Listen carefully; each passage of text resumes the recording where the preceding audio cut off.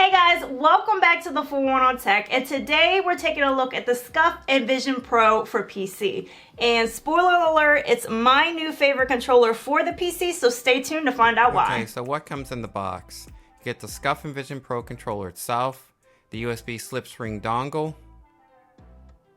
you get some blinking plates for the side action button blinking plates, back inner paddle blinking plates, and a couple other accessories, 2 additional thumbsticks. You get a braided USB cable, and at the end you have a USB A to C adapter. Get a pry tool for their inner blinking plates. Okay guys, so the Scuf Envision Pro controller is PC only. It's coming in at $179.99, same price as Xbox Series Elite 2 controller. And it comes in 2 colors. You have this black and gray, and you have a white silver. But there's also build your own options, and we didn't know about that until after we bought ours. I wish we had known. But you can get your own customizable face plates for this. You can change the color of these rings, so you can really customize it just like the Xbox Design Lab. It has a nice weight to it. We'll throw that up on the screen. But it has a nice premium feel to it.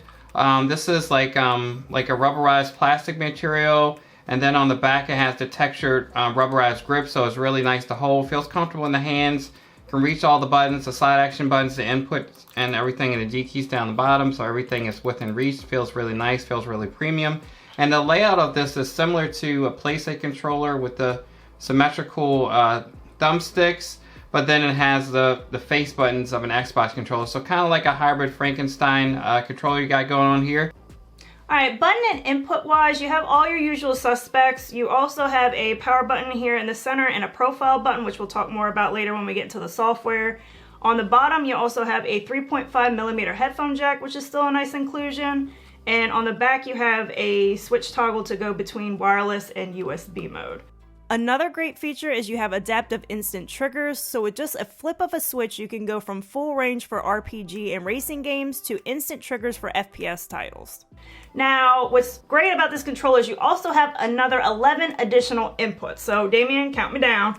In the front here we have what they call G keys. So there's 5 G keys, and everything is fully customizable or remappable, so you can map it to pretty much anything you want. Also on the sides are 2 sax buttons. So the sax buttons are back. They're really great, so you don't have to take your thumbs off the thumbsticks and map them to like a face button or something from the D-pad, whatever you want. And on the back you have 4 paddles. So that's 11, right? That's 11. So you have a ton of different buttons and inputs to customize and make this to your liking. Now, another standout feature of this controller is Omron mechanical switches. So those are the type of switches that you find in a lot of high-end mice. And so you're gonna get that instant kind of, I'll put it up to the mic, that lovely, wonderful, crisp, instant activation mouse click. So again, it's gonna be great for a ton of games, you know, FPS, all those kind of games.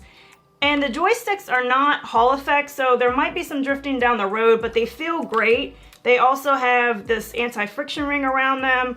And all in all the buttons and inputs really feel great. The D-pad is at 8-gate, so that'll be nice for fighting games and stuff like that.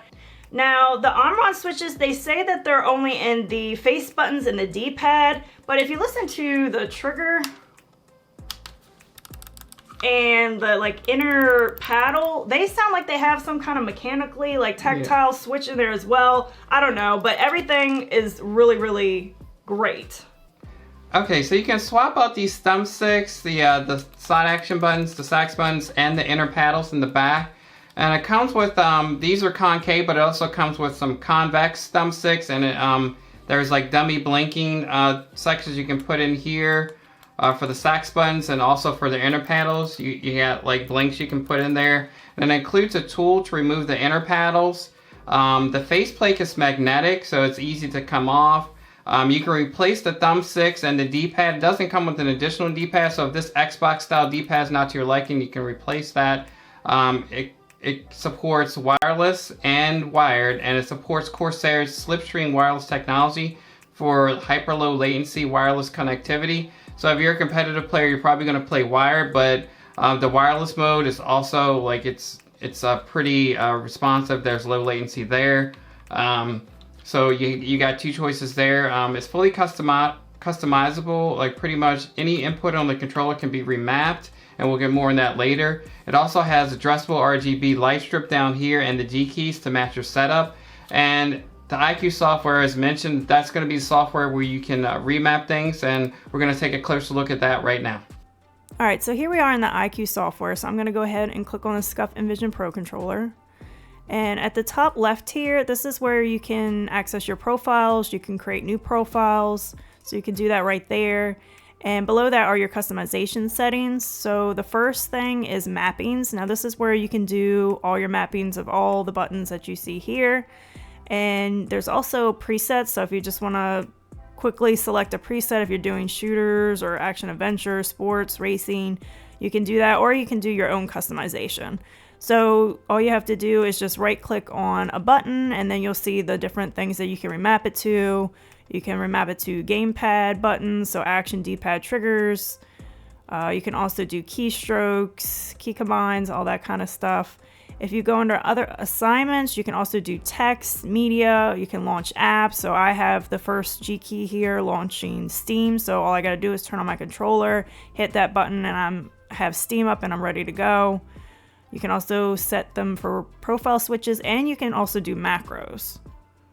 Now the mapping you do here requires you to have the iCUE software running on your PC. If you want to map those G keys, you have to do that here. You can't map the G keys under hardware mapping, which we'll look at next. So here we are in hardware mapping, and the mapping that you do here is associated with the profiles that you can save onto the controller itself, and you can save up to 3 profiles at a time. So again, you can do presets, you can do custom. As you can see, the G keys are grayed out, so you cannot remap those here in hardware mappings, but anything else that you see here, you can just right click and remap. Next, you have lighting effects. So you have that light strip and the G keys that light up, and this is where you can address that. So you can hit that plus button and create a new lighting layer. Now there's presets that you can select from, but there's also, you can do your own customization as well with the lighting. So if you wanted to match your setup, you can do that as well. Next up is triggers, and this is where you can adjust dead zones, you can change the curve, and you can also set presets based on what game you're playing. Then you have thumbsticks, same thing here, you can adjust the dead zones, you can change the curve, and you can set presets. Next up is vibration, and here you can change the intensity of that. There's a little slider here. You can keep it synced if you want the same intensity on either side, or you can unsync it in case you want different intensity on one side versus the other. And then finally you have device settings. This is where you can check for updates, you can change the brightness, put the controller into eco mode, and this is where you can change those 3 profiles that you have mapped directly to the controller. So as you can see, there's a lot of customization with this controller, and it's nice that you can just use the iCUE software, especially if you have other Corsair products, so you can just do all that in one app.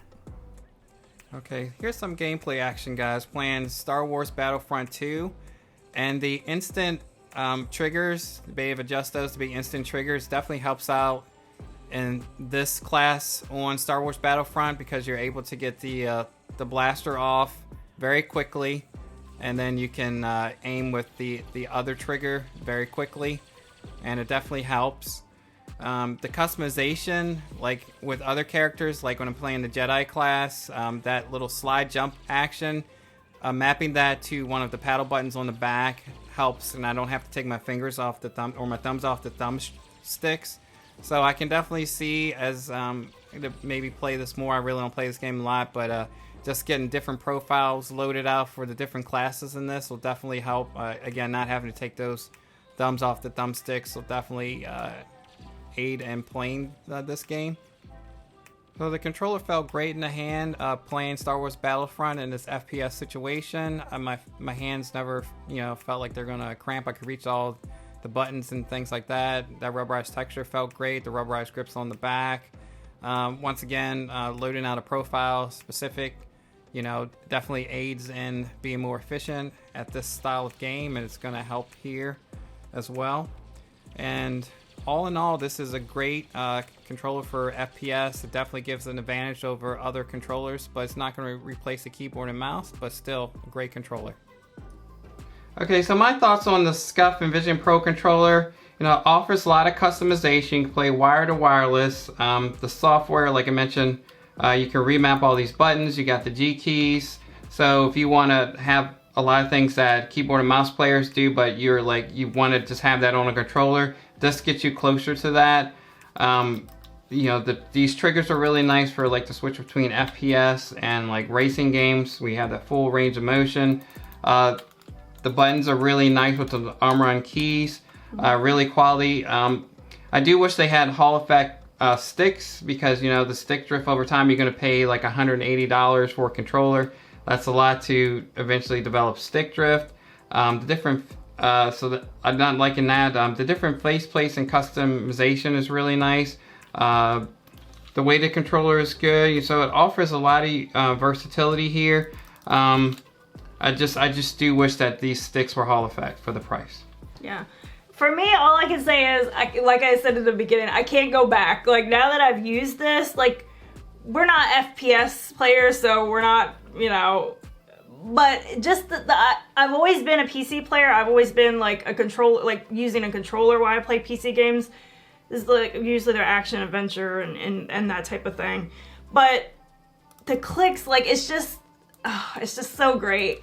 And I really love the rubberized grips in the back. I like the soft, like, brushed kind of plastic. Rubberized texture, yeah. And it just feels so good. Like I said, I picked up an Xbox controller after this. Nothing wrong with an Xbox controller, but the face buttons, like, after pushing these Omron switches, it's just like almost mush, and I just can't go back. So this is my new favorite PC controller.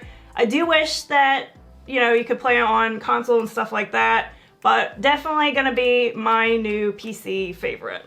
So that's gonna do it for this one, guys. Don't forget to like, favorite, and subscribe, and let us know what you think about this controller and what controllers you're using these days. And we'll see you guys in the next one. Bye. Bye.